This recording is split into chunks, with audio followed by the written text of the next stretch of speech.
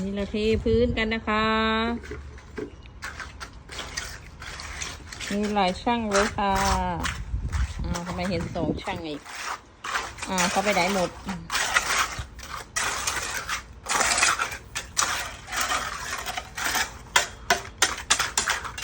โอ้หุ่นใหญ่ขนาดเลยเอา100ไปแจกกันนะจี